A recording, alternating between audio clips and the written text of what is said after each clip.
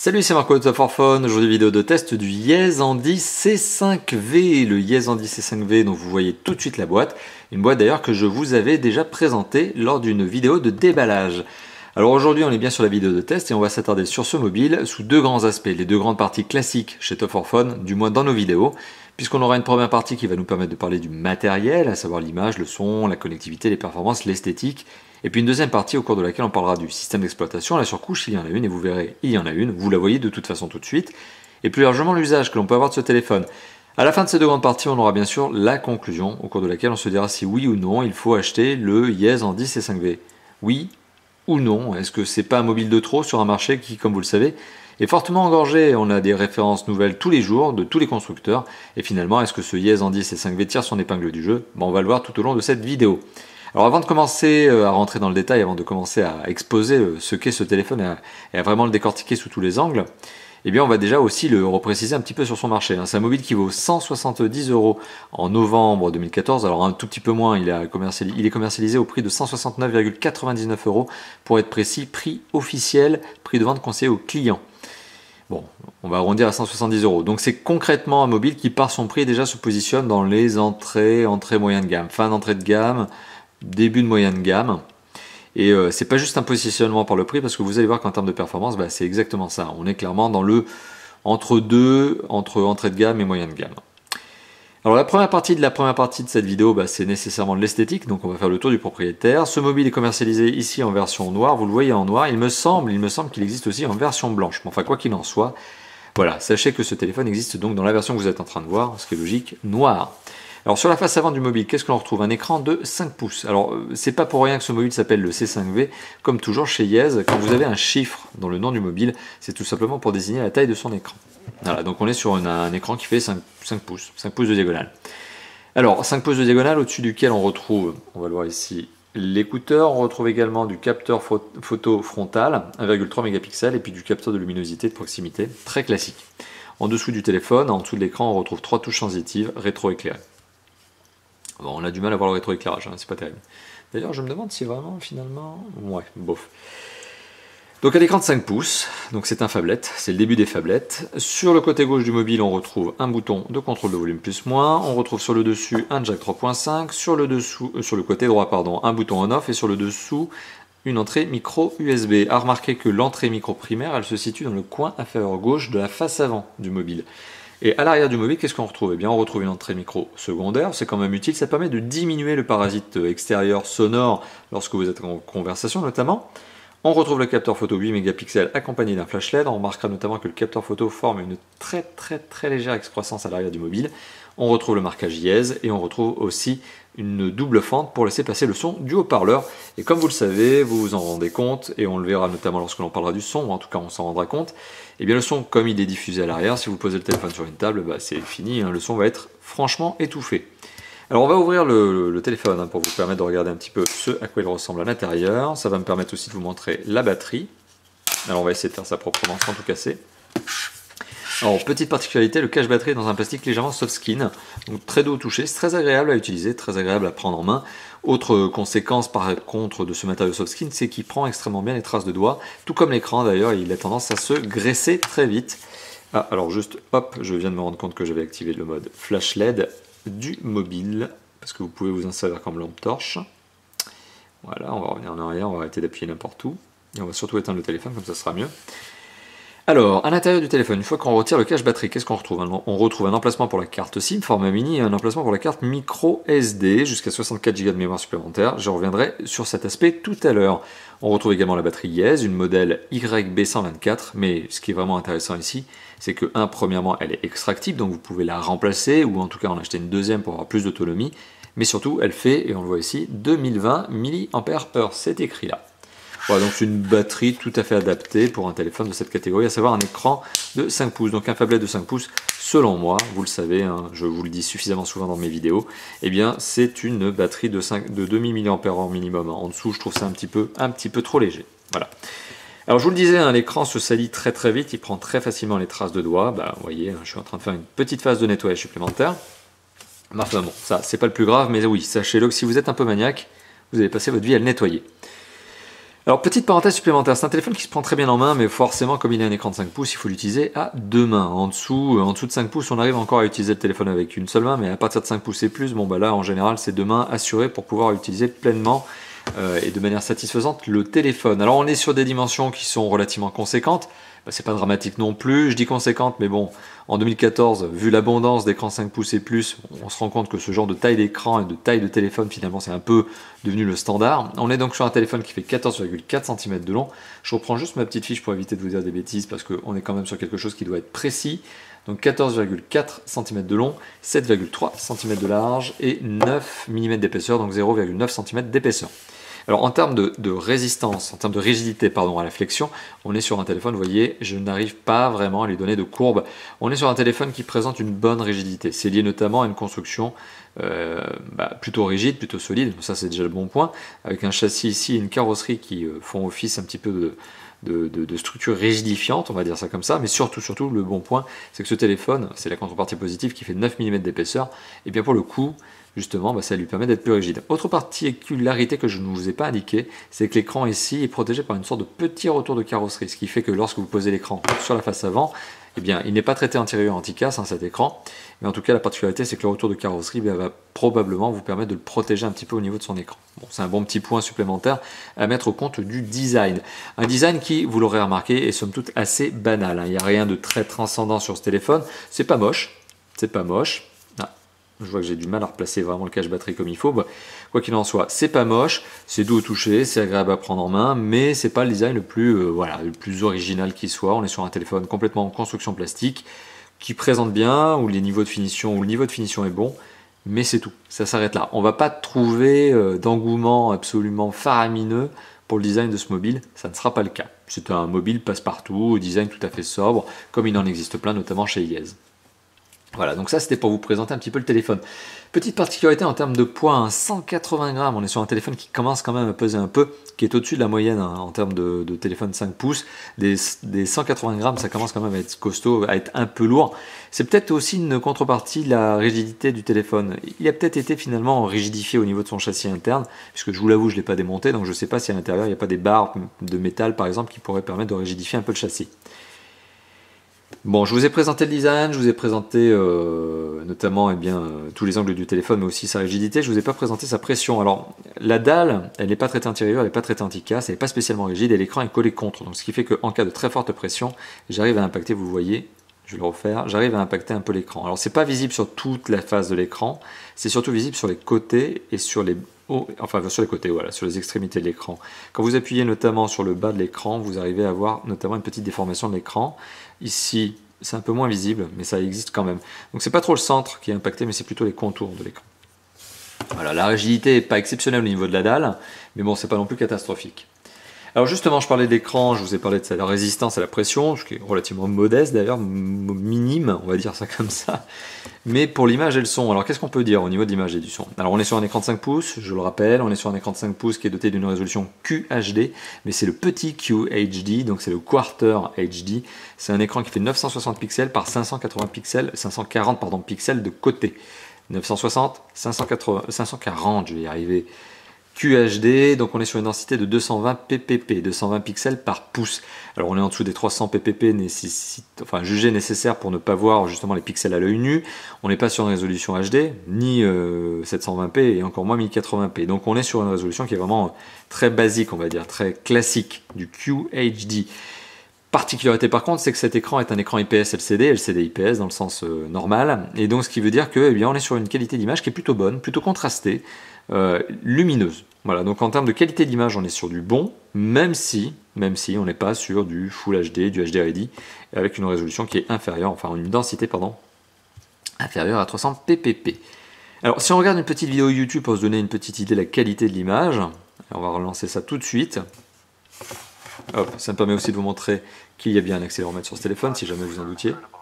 Bon, pour le coup, je suis désolé, j'essaie de jongler avec les reflets de lumière et puis du coup le reflet de la caméra dans l'écran. Voilà, alors là on y arrive. Bon, ça me permet aussi de vous faire écouter le son procuré par le haut-parleur, qui est, je le rappelle, situé à l'arrière du mobile. Là vous l'entendez, je suis en train de le bloquer. Voilà. Vous voyez mon index. Voilà. Donc le son est plutôt puissant, c'est pas trop le problème.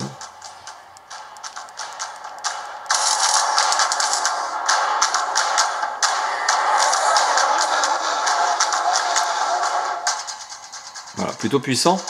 Bon, ça rend plutôt pas trop mal en termes de aigu, moyen, basse. Le son est plutôt clair aussi au passage. Mais si vous posez le téléphone sur une table, le son devient tout de suite étouffé. Bon, l'image est plutôt bonne, hein. L'image est plutôt bonne. On n'est pas sur de la HD, hein. Je le répète, c'est moi la 10e fois que je le répète.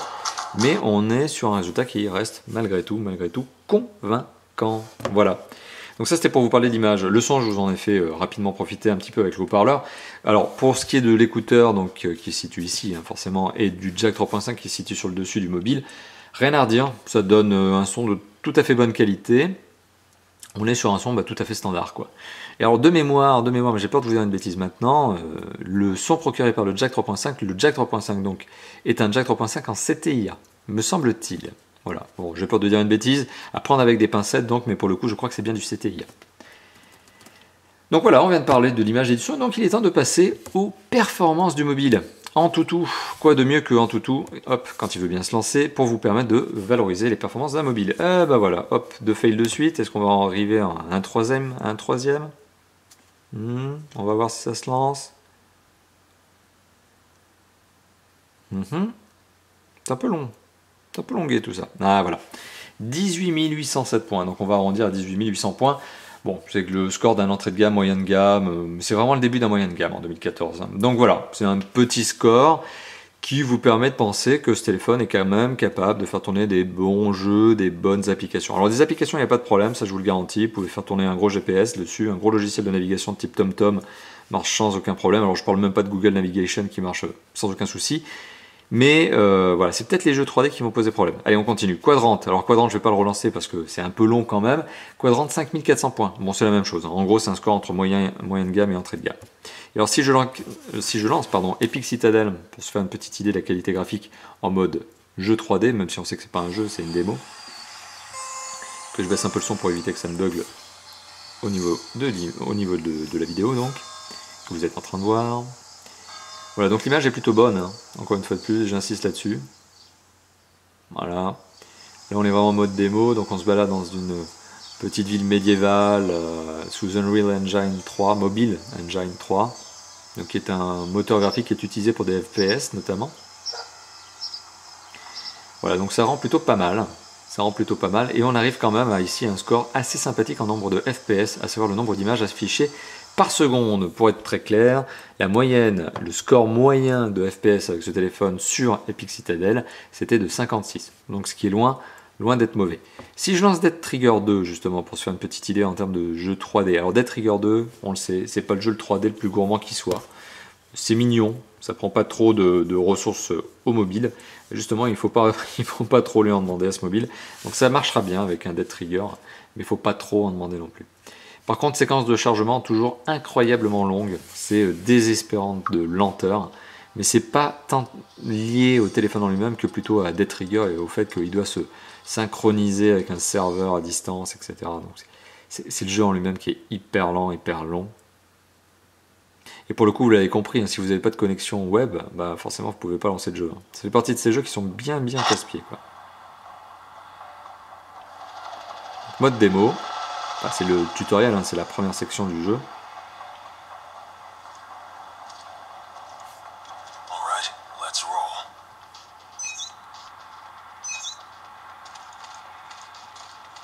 Voilà, donc il n'y a pas de ralentissement notable lors du jeu. Alors c'est sûr, plus vous allez voir d'éléments 3D s'afficher à l'écran, plus le téléphone va commencer à peiner.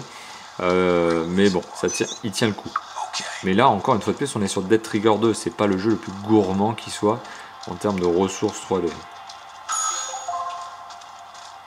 Ah, vous voyez, ça galère pas. Après, on est dans une partie du jeu tutoriel, hein, vraiment, où on apprend à se dépasser. Il n'y a pas vraiment des tonnes et des tonnes d'ennemis. Voilà, donc mode de jeu, à éclater des zombies. Bon, bah c'est des triggers, quoi. Voilà. Donc on va s'arrêter là. Mais ça me permet de vous confirmer qu'en termes de jeu 3D, encore une fois de plus, il s'en sort. Mais ne lui demandez peut-être pas quand même de jouer à du Asphalt 8 avec mode résolution graphique à fond, à mort, avec les gros graphismes et les grosses textures. De toute façon, encore une fois de plus, c'est pas un téléphone doté d'une résolution HD.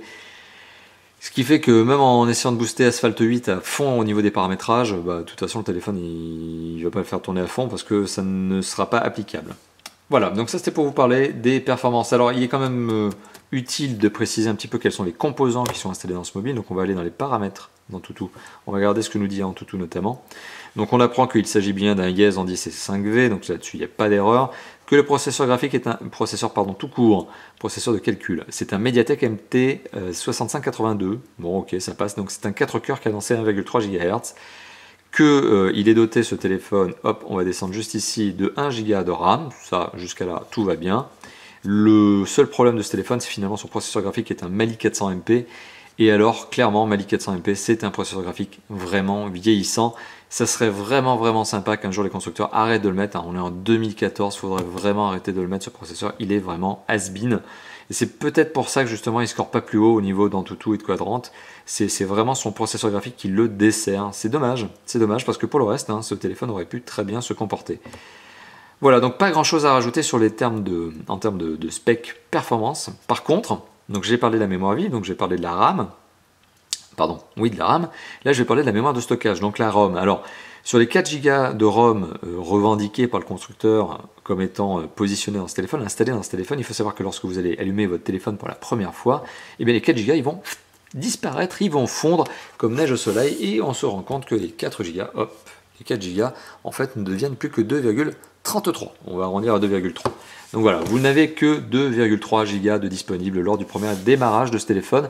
Mais fort heureusement, vous avez une carte micro SD qui va vous permettre d'ajouter, en tout cas elle n'est pas fournie, mais vous avez un emplacement micro SD qui vous permettra d'ajouter jusqu'à 64 Go de mémoire. Donc bon, ça pallie un petit peu au problème, mais c'est pas non plus la fête. Dommage. Alors, en termes de connectivité, donc là on a le petit panneau de raccourci qui permet de gérer les connexions de son téléphone. On peut aussi les illustrer en regardant tout simplement le chariot de notification, mais enfin quoi qu'il en soit, sachez que ce téléphone est doté des connectivités très classiques, habituelles, qui sont Wi-Fi, Bluetooth, AGPS, micro USB, micro ASD, un seul emplacement de carte SIM, je le rappelle. Mais pourquoi un seul emplacement de carte SIM, me direz-vous? Sur un téléphone qui est de certainement construction, mais voire même de conception chinoise, alors que la marque Yez, je le rappelle, est américaine, mais bon, peu importe. Pourquoi un seul emplacement de carte SIM? Eh bien tout simplement parce que le téléphone est 4G LTE, et oui, alors c'est la bonne particularité de ce téléphone, c'est la connectivité. 4G LTE sur un téléphone qui vaut encore, je le rappelle, 170 € en novembre 2014. Ça reste un bon prix pour un téléphone 4G. Voilà, donc c'est encore un bon petit point supplémentaire à mettre au compte de ce téléphone. Donc en termes de connectivité, on a tout ce qu'il faut, si ce n'est peut-être la NFC.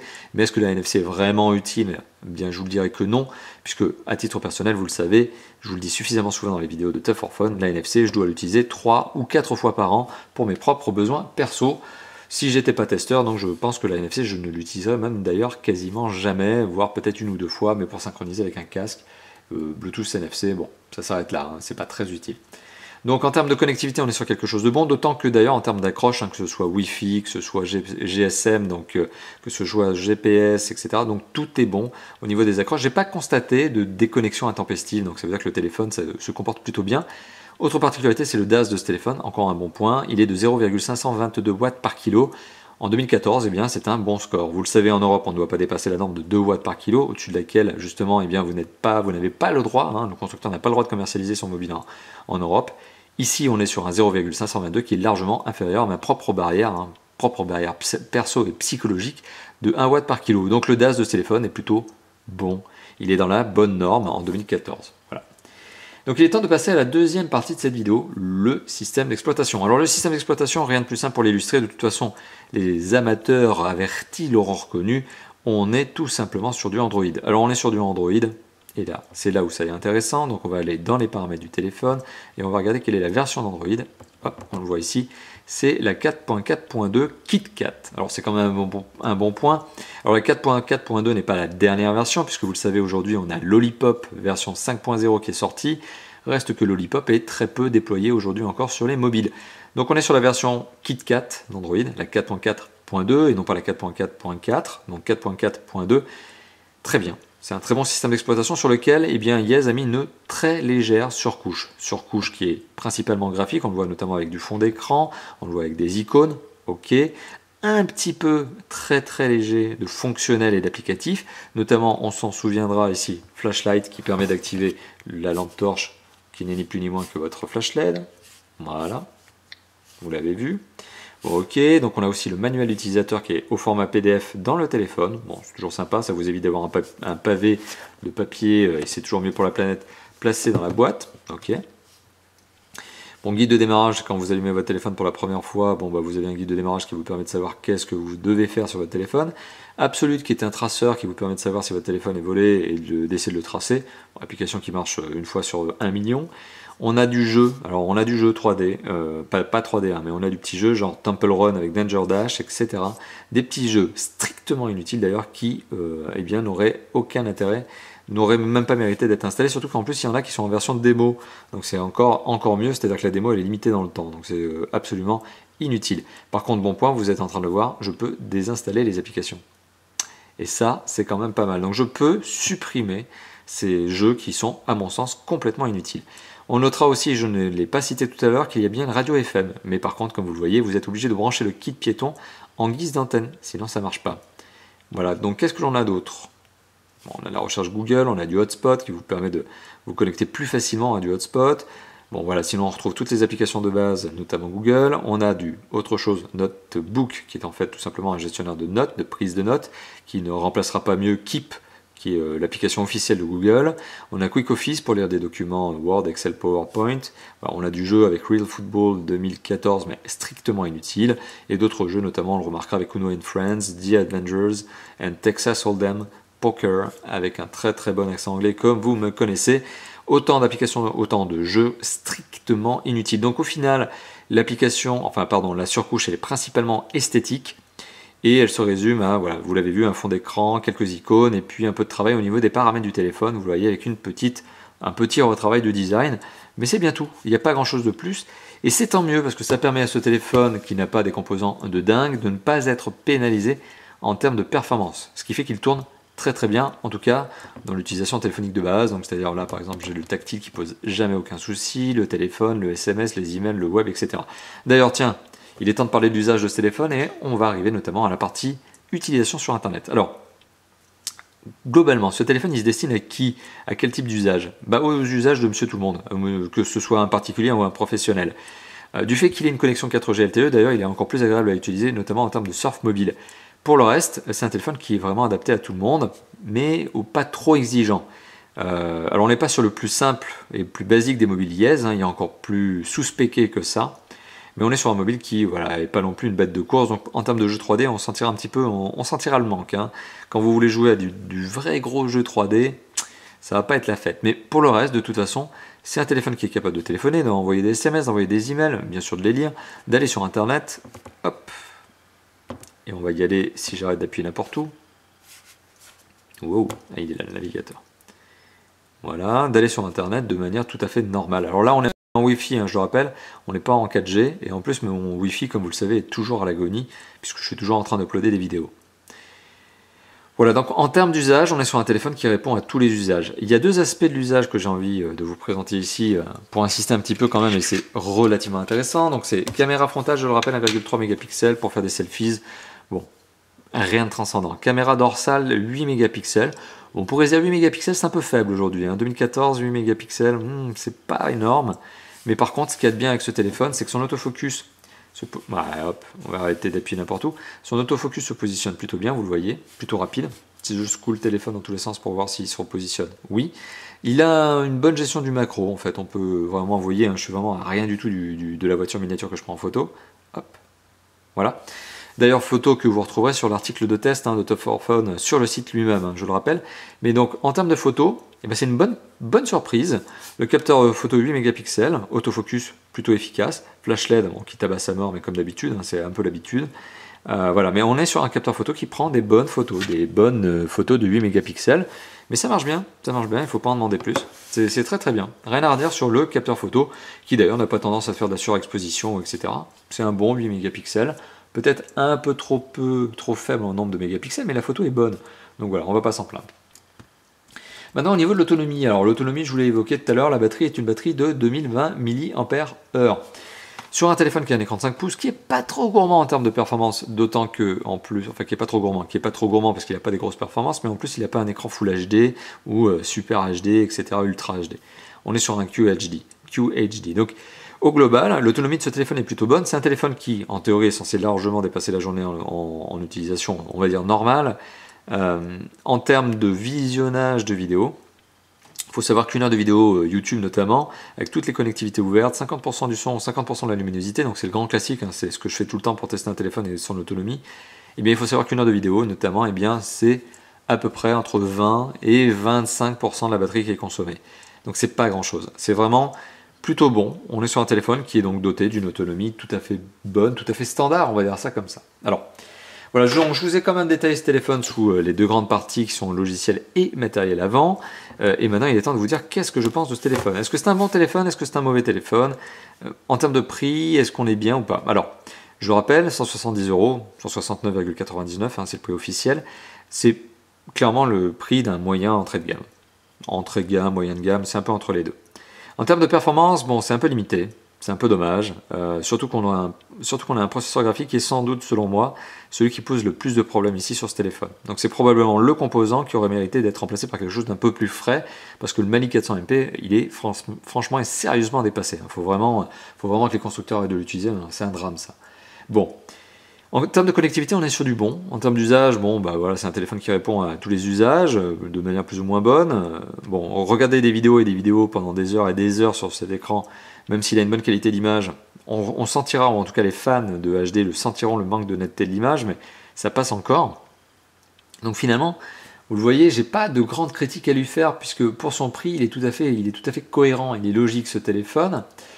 Par contre, ce que je vais me permettre de dire, c'est que ce téléphone, il est quand même en confrontation frontale, c'est de la concurrence directe avec le Motorola Moto G. Alors, le Motorola Moto G 4G, hein, notamment, il est vendu à peu près au même prix. Bon, il y a des points positifs pour le Motorola Moto G 4G, c'est que c'est quand même une grande marque, super qualité de fabrication, enfin là non plus, on n'est pas sur du mauvais. Voilà, Android stock qui fait qu'il sera logiquement toujours mis à jour. Donc il recevra probablement la version 5. Voilà, donc il y a des avantages sur le Motorola Moto G, mais le Motorola Moto G n'est doté que d'un écran de 4,5 pouces HD ready. Bon, pour le coup, là, on a un écran qui est un peu plus grand, donc c'est une question de compromis. Il est clair qu'aujourd'hui, ce téléphone va vraiment s'affronter avec des très gros du marché tels, et je viens d'évoquer le Motorola Moto G 4G, ce qui est un peu dur hein, quand même comme concurrence. Là, on est sur la marque Yes, hein, c'est une marque qui est encore un peu inconnue en France, qui commence à faire ses lettres de noblesse, notamment aux États-Unis apparemment, et en Amérique du Sud, mais en Europe, c'est pas vraiment encore le cas. Et donc forcément, on a du gros concurrent en face. Hein. Et voilà. Et donc finalement, si on achète le Yes, alors le Yes en 10C5V, c'est un bon mobile. Vous pouvez l'acheter, il n'y a pas de problème là-dessus. Donc, est-ce que je vous le recommande pour répondre à cette question? Oui. Mais par contre, la concurrence, c'est vraiment très très rude. Donc c'est presque un choix de raison, c'est presque un choix d'opportunité. C'est-à-dire que vous allez le trouver en boutique, notamment vous allez le trouver au sein des boutiques Internity, hein, qui appartiennent au groupe Avenir Télécom, qui est le distributeur officiel en Europe. Donc voilà, vous allez le trouver dans les boutiques Internity. C'est un bon choix. C'est un téléphone tout à fait cohérent avec de la vraie 4G qui marche bien. Après, il y a des concurrents qui sont en face, qui sont rudes. Mais voilà, bon, c'est un peu une question de compromis. Bon, vous m'avez compris, j'ai pas grand chose à dire de négatif sur ce téléphone, puisque finalement, il est complètement adapté à son prix. Il est totalement cohérent. Et donc, bah oui, de fait, je commence quand même à insister sur ce point-là, mais je vous le recommande. Voilà. Donc merci d'avoir visionné cette vidéo. Comme d'habitude, cette vidéo est publiée sur YouTube. C'est peut-être d'ailleurs là où vous êtes en train de la regarder. Si c'est le cas, n'hésitez pas à liker, partager la vidéo et à vous abonner à notre chaîne si ce n'est pas déjà fait. Vous retrouverez également la vidéo sur le site de Top 4 Phone, sur l'article de test, où vous retrouverez, petite parenthèse supplémentaire, je vous l'ai faite tout à l'heure, la photo qui a été prise avec le capteur de ce téléphone. Ça vous permettra de vous faire votre propre idée sur la qualité des photos, qui est un point positif d'ailleurs de ce téléphone. Vous pouvez également nous retrouver sur 3 autres endroits. Je me répète comme d'habitude. Vous avez le forum de Top 4 Phone, où vous avez une section qui s'appelle quel téléphone choisir. Si vous hésitez avec un mobile et un autre, bah c'est là-bas qu'il faut poser votre question. Et vous avez notre page Facebook et notre page Twitter, où vous pouvez interagir tout aussi librement avec nous que sur les autres supports, mais également YouTube notamment. Donc voilà, n'hésitez pas à vous abonner à YouTube, hein, à notre chaîne notamment, ça nous ferait vraiment très plaisir. Et puis, je n'ai plus qu'à vous remercier d'avoir visionné cette vidéo et à vous dire à très bientôt pour d'autres tests, d'autres déballages et d'autres présentations. Allez, à bientôt. Ciao, ciao.